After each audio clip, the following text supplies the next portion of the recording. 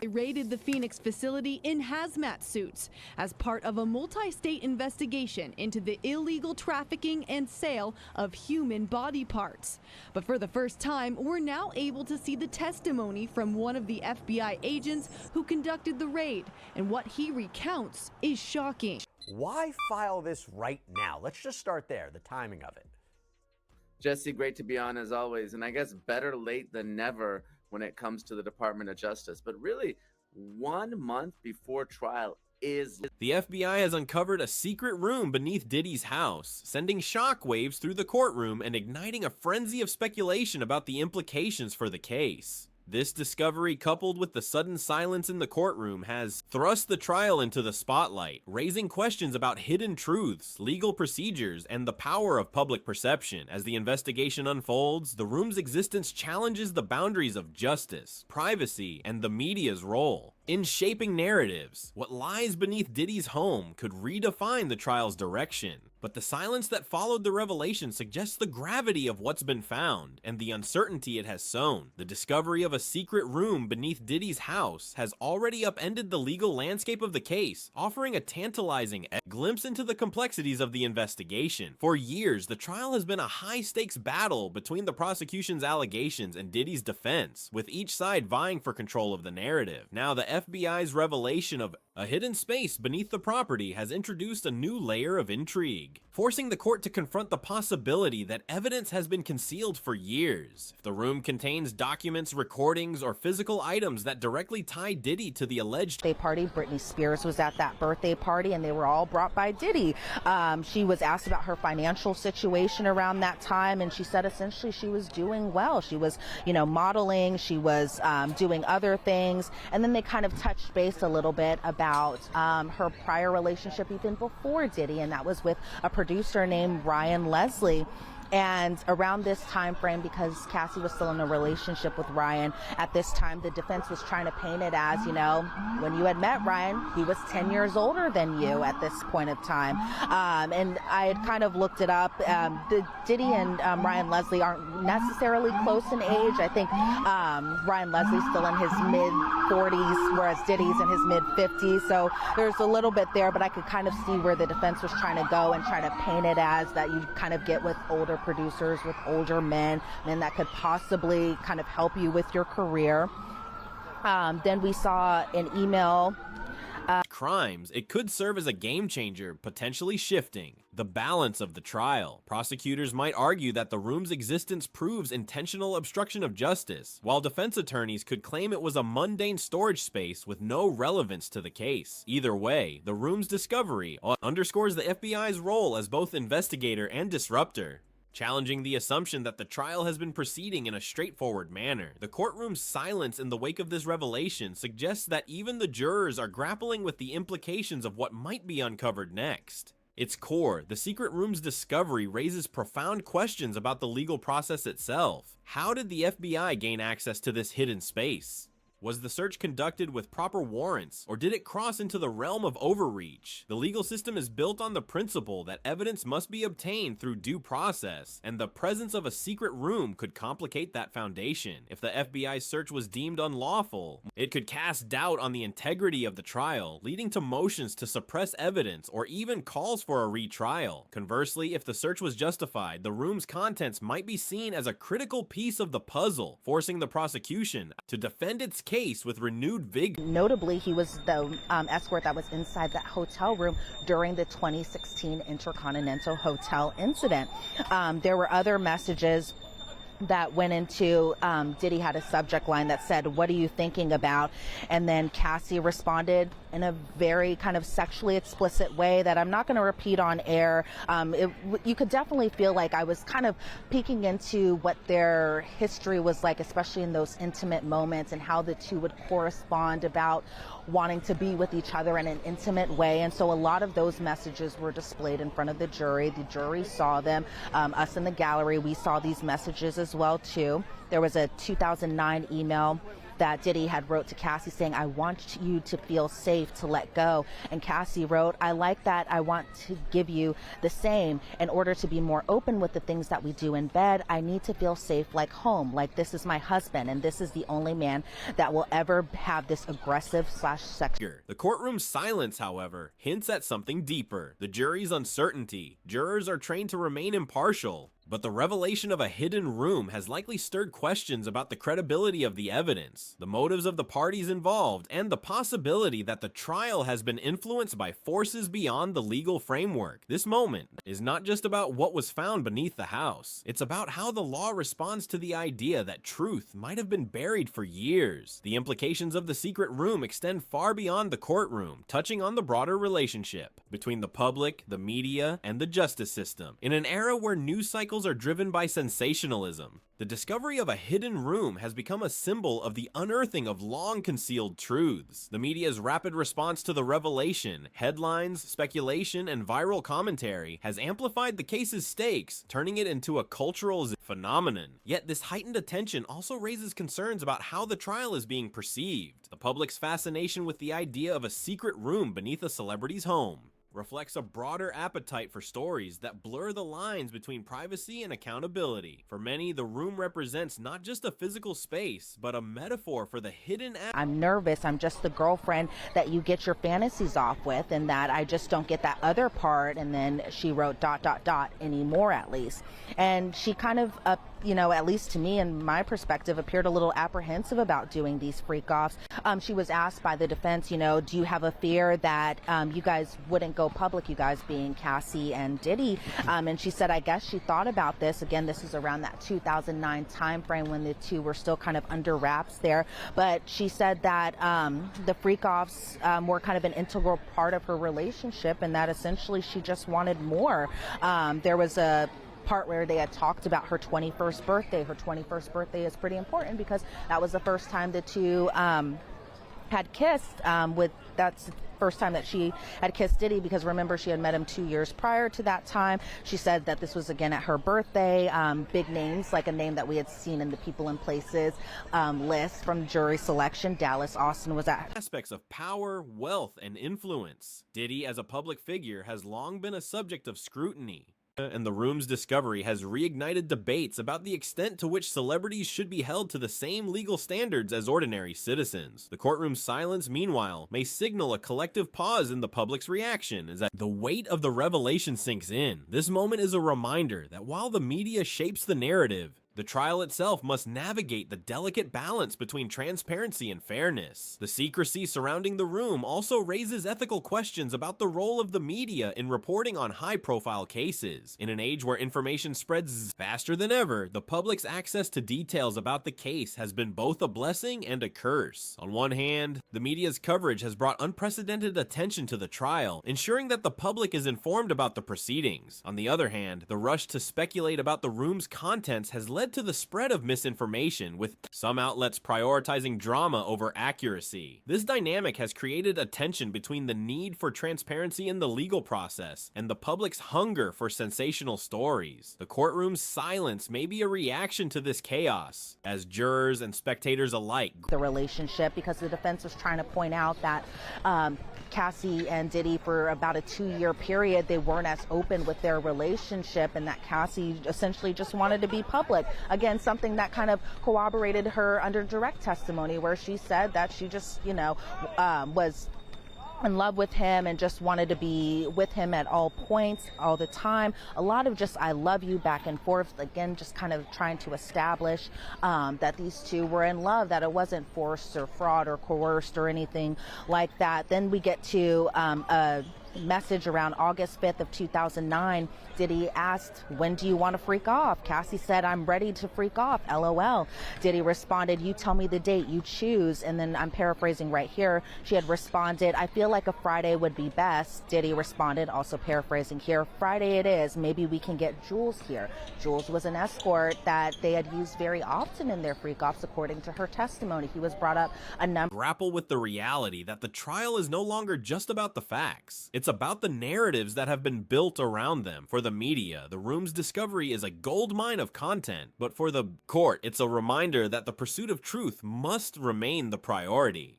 Even in the face of public pressure, the room's existence also forces a reckoning with the idea of privacy in the public eye. Celebrities like Diddy have always walked a fine line between their personal lives and the scrutiny of the media, but the discovery of a hidden space beneath their home has amplified this tension. The room, whether it was used for legitimate purposes or for something more illicit, becomes a symbol of the boundaries that individuals, especially those in the public spotlight, can expect to maintain. For the prosecution, the room may represent a crucial piece of evidence that could expose hidden connections or financial dealings. For the defense, it could be a weapon to argue that the search was conducted without proper oversight or that the room's contents were irrelevant to the case. Either way, the room's discovery has forced the trial to confront the uncomfortable reality that even in the modern age, there are spaces where the law may not have full access. This raises the question, how much of a person's life should be subject to legal scrutiny, and where does the... And then Cassie responded,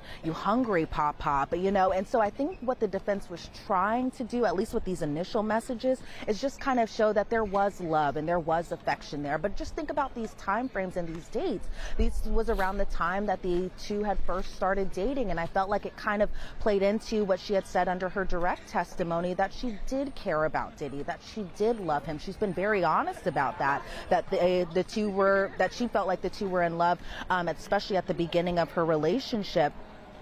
There was one message from 2010.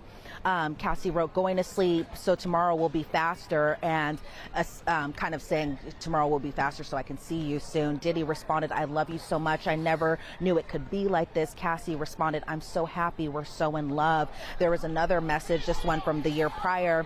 Cassie saying, "I love you so much. It made me feel like I can't wait until we just don't care anymore." And Cassie was pretty much saying that this was because she wanted right to privacy end in the face of public interest. As the trial continues, the secret room's discovery is likely to have lasting effects on the legal, social, and cultural landscape. For the court, it serves as a stark reminder of the challenges of proving a case in a world where evidence can be hidden, manipulated, or misinterpreted. For the public, it offers a glimpse into the complexities of justice in an era of constant scrutiny. And for Diddy, it represents a moment that could either solidify his position as a target of legal and media attention or force a reevaluation of his public persona. The silence in the courtroom is not just a reaction to the room's discovery, it's a reflection of the broader uncertainty that now surrounds the case. As the FBI continues its investigation and the trial moves forward, one thing is clear: the secret room beneath Diddy's house has become more than just a physical space. It is a symbol of the hidden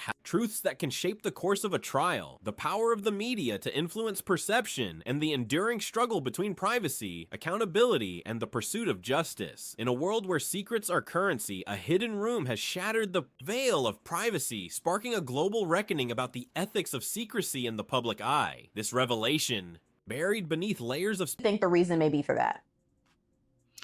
Well, again, the defense counsel may be advising him not to make eye contact with her, but we've seen in plenty of cases that defendants don't always listen to their attorneys, right? Sometimes to their peril, to their detriment. But it also could be just, again, this is awkward and uncomfortable, right? And he also does not want to be perceived as trying to intimidate her on the stand, because if they ended up like locking eyes and there was like an awkward moment, then the jury or others, watching, including even the judge, could be like, are you trying to intimidate her in some way? I'm not going to tolerate that sort of thing. So there's that. And then also, of course, Cassie, Miss Ventura, has no desire to look at him or to relive. She's already reliving some of the most horrible moments in her life. There's no need to lock eyes with the person who inflicted all of that upon her for years and years at a time. I've had many speculation and legal maneuvering has ignited a firestorm of debate, forcing society to confront uncomfortable truths about fame, truth, and the fragile line between personal dignity and public accountability. What began as a whispered rumor has now become a cultural flashpoint, challenging the very foundations of how we view privacy, power, and the right to know. The discovery of this hidden room, hidden for decades, has reignited conversations about the cultural glorification of secrecy in celebrity lives. For years, the public has been conditioned to accept the myth of the private life as a sacred space, a sanctuary where fame does not follow. Yet, this revelation has exposed a paradox. While society celebrates the enigmatic allure of the famous, it simultaneously demands transparency, especially when secrets are tied to legal or moral stakes. The room's existence raises questions about whether such concealments are normalized in the world of celebrities, or if they are met with a different kind of scrutiny altogether. When a celebrity hides something, is it seen as a right to privacy or as an evasion of responsibility? The answer, it seems, is not so clear-cut. This hidden room, once a symbol of secrecy, now stands as a mirror reflecting the and end with a strong witness and bury kind of the details in the middle, right? Because that's what the jury remembers. And so they've started off strong. First of all, authenticating that video with a security guard talking about what he saw and the fact that Diddy paid him and all of that. So we know that this is a real video. It wasn't altered, nothing like that. And then Cassie now got on to talk about the context behind the video, what led up to it, and how that fit into the scheme of their relationship and the level of abuse that she suffered and endured through that whole time. So they've really done a great job with that. I'm very curious to hear from the other survivors. I know there's one is questionable whether or not she's going to testify, but the other, the one that goes by the pseudonym of Mia, should be up on the stand sometime this week. So I'm very interested to see what she has to say and how that also fits in to the wider complexities of modern fame. Celebrities have long navigated the tension between their public personas and private lives, often leveraging secrecy as a tool to maintain control over their narratives. Yet the discovery of this room has forced the public to reconsider whether such concealments are a form of self-preservation or a refusal to confront uncomfortable truths. An age where every detail of a celebrity's life is dissected in the media, the act of hiding becomes both a shield and a vulnerability. The room, in its silence, has become a metaphor for the broader cultural dilemma. How much privacy is too much, and where does the pursuit of truth overstep the boundaries of personal dignity? The implications of this discovery extend beyond the celebrity sphere, touching on the broader cultural norms that shape how society views privacy. For decades, the public has been conditioned to accept the idea that fame inherently comes with a loss of privacy, yet the hidden room challenges this assumption. It raises the question, is secrecy a necessary byproduct of fame, or is it a form of manipulation that serves the interests of those in power? The room's existence has also sparked a deeper conversation about the role of the media in shaping public perception. When a celebrity's private life is exposed, is it a violation of their scheme of Diddy using his power and influence to intimidate and hurt people? I want to thank Odoo for sponsoring this news package. Odoo is an incredible all-in-one business management software that provides you with a range of applications. One of my favorite Odoo applications is their sales tool. The Kanban pipeline is a game changer. Whether you're working with leads or full-blown opportunities, you can visually track every stage of your sales process. Just drag and drop to move deals forward. It's fast and honestly kind of satisfying. When it's time to send a quote, it's literally a couple clicks. And the reporting is super clear. You get a live view of your pipeline, conversions, and what's working, so you can focus on closing, not guessing. So right now, you can get a free 15-day trial of Odoo's all-in-one business solution and see how it can make your life easier. Check it out at www.odoo.com/LCNewsCRM. And just speaking of that video, very rights or a necessary reckoning with the truth? The answer, it seems, is not so straightforward. The room's discovery has also reignited debates about the legal and ethical responsibilities of those in the public eye. In a world where the line between personal and public life is increasingly blurred, the question of accountability has become more urgent. When a celebrity hides something, does that absolve them of responsibility, or does it make them more culpable? The courtroom's silence in the wake of this revelation has only deepened these questions, leaving observers to grapple with the tension between the pursuit of truth and the preservation of personal dignity. The legal battle that followed the room's discovery has become a microcosm of a larger societal struggle. How much of a person's life is fair game for public scrutiny, and where does the right to privacy end? The courtroom's silence in particular has been a striking moment of reflection. In a world where transparency is often framed as a moral imperative, narrative, the absence of public reaction to the room's discovery has been both puzzling and revealing. Why did the courtroom remain quiet? Was it a sign of respect for the individuals involved, or a tacit acknowledgement of the limits of public accountability? The silence has prompted observers to consider the broader implications of this moment. How much of a freak off with Diddy and an escort, and it was a couple days before her first big movie premiere. She claims she tried to escape while Combs was in the shower, but he caught her before she could leave, kicking her and giving her a black eye. The prosecutor said, "How many times had Sean thrown you to the ground like that before?" Ventura responded, "Too many to count. I don't know." Combs denies all allegations. If convicted on all counts, he could face up to life in prison. Since his 2024 arrest, he has been held at the Metropolitan Detention Complex in Brooklyn. And joining me to talk more about this is former prosecutor Melba Pearson. Melba, thank you so much for coming on today. I don't even know where to start with this. You're a former prosecutor, so if you could just explain, how do you think the prosecution is doing so far? Well, first of all, always great to be on with you, Kennedy.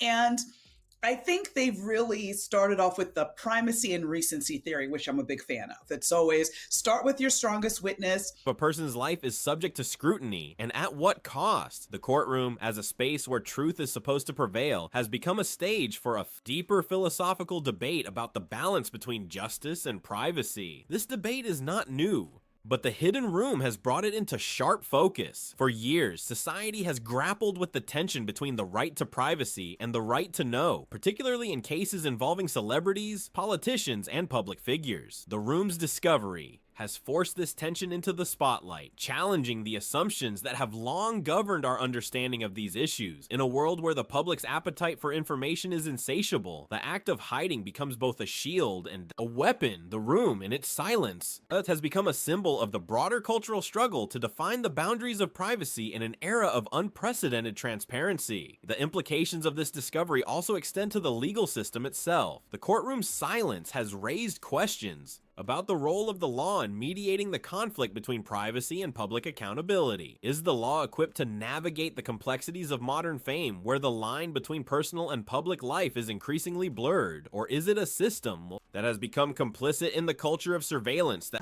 He also filmed them. She claimed that when she would make him upset, he would threaten to release the footage. During that time, she says she took drugs to help her disassociate because she felt disgusting and humiliated. Like when she said Combs or male escorts would urinate on her.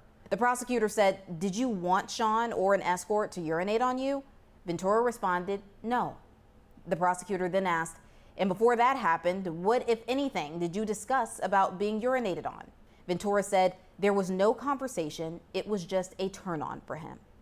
Ventura testified that after sex acts with escorts concluded, Diddy would sometimes request that the escort's semen be, quote, put on his body in the next room. She was expected, she says, to have sex during her period, and testified Diddy frequently got physically abusive. One of those times was caught on camera in this now infamous CNN exclusive video of Combs beating Ventura in 2016. Ventura said she was in a surrounds the powerful. The hidden room has become a focal point for these debates, as the legal battle surrounding its discovery has exposed the limitations of the law in addressing the ethical dilemmas of secrecy and transparency. At the heart of this debate is the question of whether the pursuit of truth justifies the erosion of personal privacy. In a society that often equates transparency with justice, the discovery of the hidden room has sparked a conversation about the cost of truth. Is the public's right to know a moral imperative, or does it risk becoming a tool of exploitation? The room's existence has forced society to confront the uncomfortable reality that the pursuit of truth is not always a straightforward path. It is a journey that requires navigating the fine line between accountability and intrusion, between justice and privacy. This tension is particularly evident in the context of high-profile legal battles, where the stakes are not just about the truth, but about the power dynamics at play. The courtroom's silence in the wake of the hidden room's discovery has become a symbol of the broader struggle to balance these competing interests. It has prompted observers to reflect on how the legal system, which is supposed to uphold justice, can also become a battleground for the cultural norms that shape our— told the jury about one freak-off where Diddy allegedly told her to get into an inflatable pool filled with baby oil and lube. Court transcriptions obtained by Law and Crime show the prosecutor asked, "Who, if anyone, asked you to get into the pool?" Ventura responded, Sean, it was his idea. The prosecutor asks, "Did you want to get into a pool of baby oil?" Ventura responds, "At that point, I couldn't say no. It would have been all bad." After an objection, the prosecutor then asks, "What concerns did you have about not getting into the pool with baby oil?" Ventura responds, "That, amongst other things, just his temper. If that is something that he wanted, Sean wanted it to happen, that's what was going to happen. There wasn't another way around it." Ventura claimed Diddy controlled all aspects of the freak-offs, from directing her to find escorts, sometimes through Craigslist, the lighting in the room, to her nails having to be painted white, and what she wore. Everything, according to Ventura, had to go through Our understanding of privacy, the hidden room and its quiet presence, has become a reminder that the law is not just about resolving conflicts, but about defining the boundaries of what is permissible in the public sphere. The discovery of the hidden room has also raised questions about the role of the media in shaping these debates. As the media continues to dissect every detail of the celebrity's life, the room's existence has become a focal point for discussions about the ethics of celebrity culture. The media's role in amplifying the public's appetite for information has created a culture where secrecy is both celebrated and scrutinized. This duality has left society in a state of ambivalence, torn between the desire for transparency and the need for privacy. The hidden room has become a symbol of this tension, as it challenges the idea that secrecy is either inherently virtuous or inherently suspect. In the end, the hidden room has become more than just a physical space. It has become a cultural touchstone, a mirror reflecting the complexities of modern fame, privacy, and the pursuit of truth. Its discovery has forced society to confront the uncomfortable realities of how we define the boundaries of personal life in an age of unprecedented transparency. The courtroom's silence, the disgusting and worthless because she didn't want to do it. She told the jury that the hip-hop star would, quote, "knock me over, drag me, kick me, stomp me in the head when I was down." And that wasn't all. The testimony was extremely graphic. Ventura walked us through years of alleged physical abuse and sexual humiliation that she says she could not escape. She said she was 22 years old when Combs first proposed the drug-fueled sex parties, and they allegedly became weekly occurrences, reportedly happening in hotel rooms in New York City, Atlanta, Los Angeles, Miami, Turks and Caicos, and Ibiza. She stayed awake by taking drugs that she says Combs gave her, including cocaine, Molly, and ecstasy. Ventura said the freak-offs typically lasted between 36 to 72 hours, the longest one lasting 4 days, and that the frequent sex would often leave her ill and cause her to have constant urinary tract infections.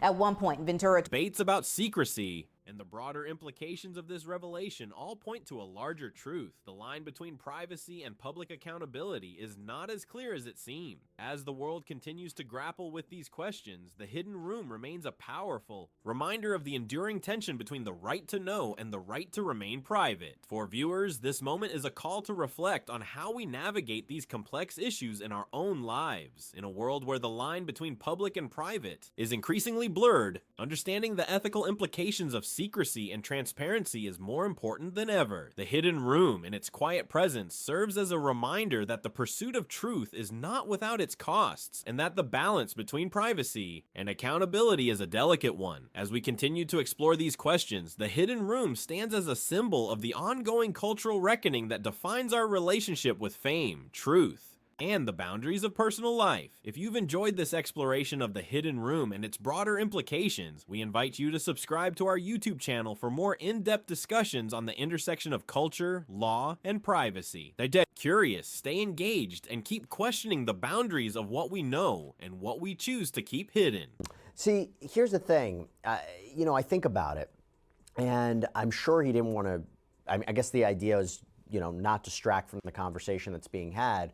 But to make a statement towards the end of the week, after opening statements, or towards the conclusion of Cassandra Ventura's testimony, when he makes a statement confirming that there were people harmed by Combs, does that signify to you that he believes the prosecution's case, or does he think it's beyond the criminal case and testimony? We know that we're going to hear from a couple other victims, but the government needs to fill that time, and what they want to do is put on victims that really aren't in a romantic relationship and never have been with Combs, right? Cassie got impeached with some of that the emails, the text messages, the words that she put, those words of affirmation. So to the extent that there are other victims, that's how the government's going to be able to overwhelm the defense here. And if it's a celebrity victim, even better.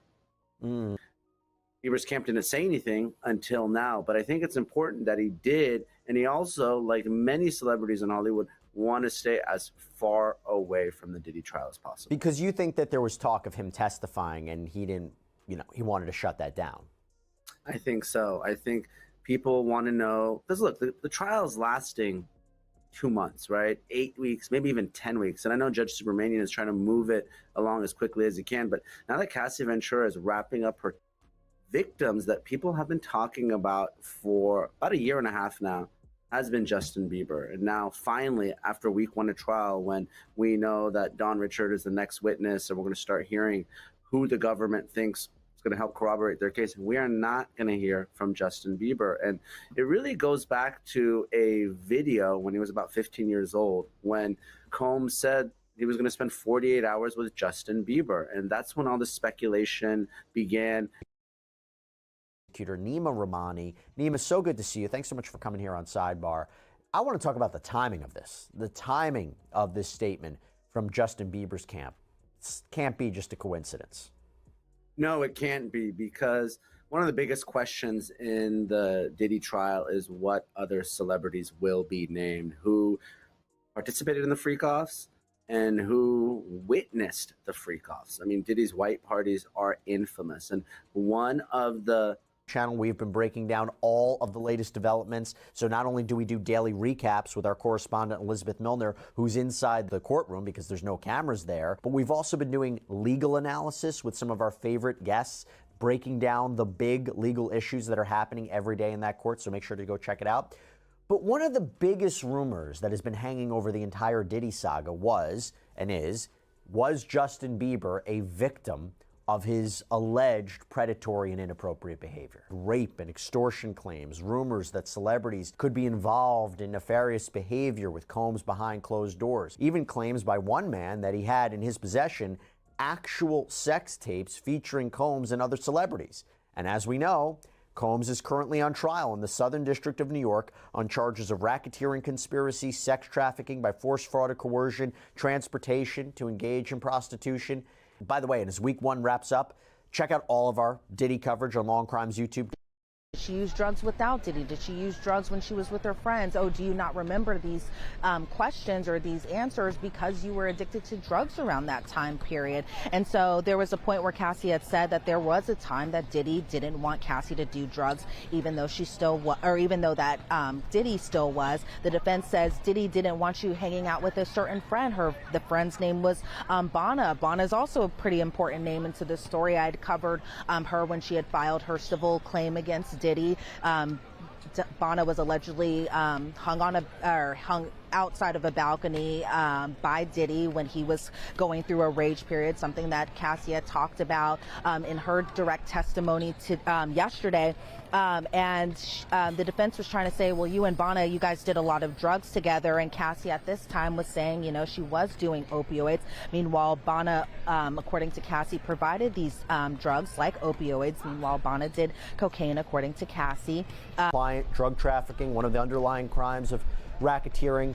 And I'm curious how they had that whole conversation regarding drugs. Was it just to suggest, she had a drug issue herself that was her own problem? Or was it also to suggest, hey, he had a drug problem and that explains a lot of his behavior, which if I understood it correctly, is interesting, because I'm not sure I quite understood where they were going with that. I have an idea of where they were going with that, maybe to explain away some of his actions that they originally said were indefensible. So talk to us about what we know about all the drug use. What was the conversation about that? What was she questioned about? Yeah, the drug use was also pretty prominent, especially during the afternoon portion. She was questioned, and I feel like the questioning along the lines, to your point, Jesse, was trying to paint her out to be kind of this drug addicted person during the time frame. They were questioning her, did she use drugs while Diddy and Gina were seen at Revolt Fest together, because somebody thought that that was actually Cassie. And so Cassie had sent kind of a nasty message to Diddy's entire staff that she thought were family, staff that she had thought had her back. But then when seeing these pictures, knowing that this was a point of contention in their relationship, she said she got upset about it because she thought the staff was her family and thought they were kind of in on this. And so those were a lot of the focus of just the other people who kind of played a role into just the tension that was displayed in the relationship between Cassie and Diddy. And yeah, they questioned, it seemed to me, a lot of her motivations. They brought up the November 2023 lawsuit to suggest you knew this was going to ruin his career, right? Now, there was a large section of the testimony regarding drug use, and I couldn't tell if it was to suggest that, hey, Combs isn't responsible for your drug use. You know, one of the things he's charged with, right, is alleged he used drugs to them in the studio together. And so the defense was saying that Diddy brought up Kid Cudi a lot after they got back together, and he especially would become angry over the holidays, recalling the Kid Cudi relationship, because this was around the Christmas time frame of 2011. Cassie had mentioned by New Year's the two being Kid Cudi and Cassie were already broken up. Diddy accused Cassie of having another relationship with another man while shooting a movie, and that movie was Honey 3, and this was in South Africa. I bring back the people and places list that was talked about during jury selection. Why? Because this was when Michael B. Jordan was named, and Diddy was apparently a little annoyed by the relationship that Cassie and Michael B. Jordan were having together while they were shooting this movie. And Cassie had even said around this time that she and Diddy weren't even together when she went off to shot the movie. She broke things off. Why? Because she had seen a picture that he was still with Gina. She was sent a video about that. Gina was somebody that Diddy had seen while he was still with Cassie, somebody that was a focal point of from her perspective of the jealousy. And so Cassie had learned that Diddy was seeing Gina. Cassie learned about this because of social media. And she said that Diddy initially denied seeing Gina, but learned that he was still seeing her during a point where she had told him to stop seeing her. And she called Gina actually a main problem in their relationship. And so this was around the 2013 time frame where Cassie said to Diddy, "You make me feel like a side piece. I'm happy with you no matter what," because Cassie thought she was the main girlfriend. She thought she was the only girlfriend. She didn't realize that he was seeing other people.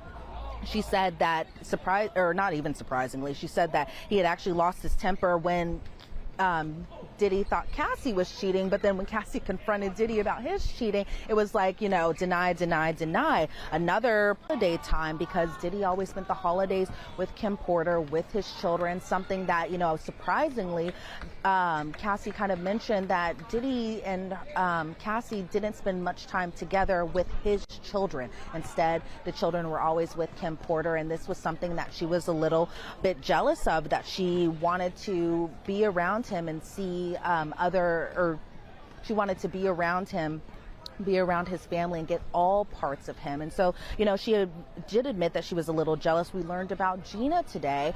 Gina is another central figure a little bit, and I've done a couple segments about Gina because Gina had previously gone on a podcast and spoken with a blogger talking about how her relationship with Diddy was, where she had alleged that Diddy was physically abusive with Gina. She had alleged that Diddy would refer to Cassie as the good one and Gina was the bad one. So for hearing from Cassie's perspective about the whole Gina situation, Gina was somebody. Defense was also trying to portray her as a jealous lover, right? And go to her motivations about why she would be going after Diddy now. Talk to us about what we learned today from the cross-examination about how they tried to portray her, maybe with other interests that she had, other relationships Diddy had. How did they try to portray her as somebody who was jealous and maybe had other motives for coming after, accusing Diddy now? Well, they definitely brought up Kim Porter a couple of times today. Kim Porter is a big name because she is the mother of a few of Diddy's children, including the twins, including Christian. And so Cassie had said that she had learned that Diddy had actually left a freak off to go see Kim Porter. Again, by this time, she was still the mother of his children. She admitted to being a little bit jealous of Diddy's relationship with Kim, and she said especially this kind of happened